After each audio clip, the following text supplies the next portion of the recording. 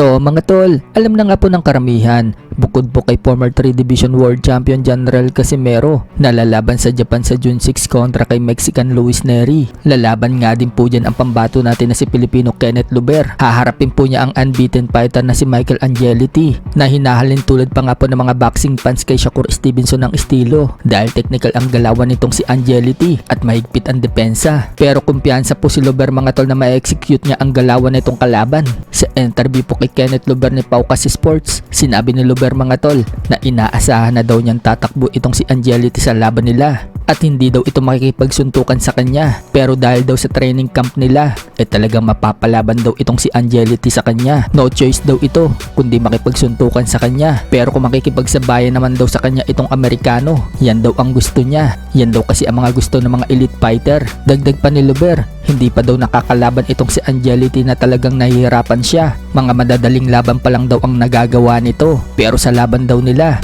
for sure 1 to 6 round pa angat.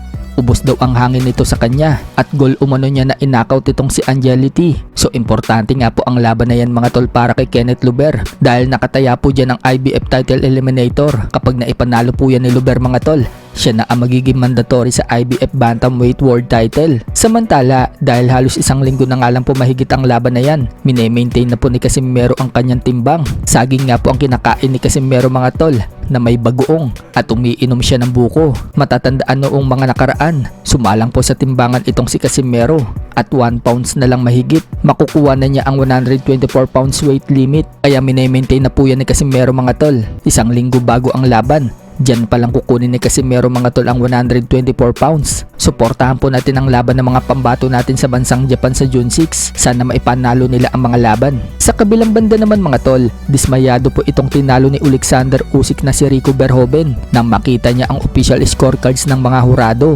Dikit po kasi ang score nila ni Usyk sa 1 round hanggang round 10. Tabla sa dalawang hurado na umiscore ng 95 to 95 habang yung isang hurado naman mga tol pumabor sa kanya sa score na 96 to 94. Hindi pa kasama dyan mga tol yung round 11. Kapag sinama yan, lalamang po si Usyk sa score dahil napabagsak po ni Usyk itong si Verhoeven. Kaya dismayado po itong si Verhoeven. Alam po kasi niya kung umabot pa rin ang desisyon yung laban nila ni Usyk, si Usyk pa rin ang mananalo. Abang si Usyk mga tol, nagsalita na at sinabing ayaw daw niyang maboring ang mga fans niya sa laban. Maraming mga tao nga daw anaten sa laban nila ni Verhoeven. Parang pinapalabas ni Usyk dyan mga tol na kayang-kaya naman niya itong si Verhoeven na tapusin ng maaga.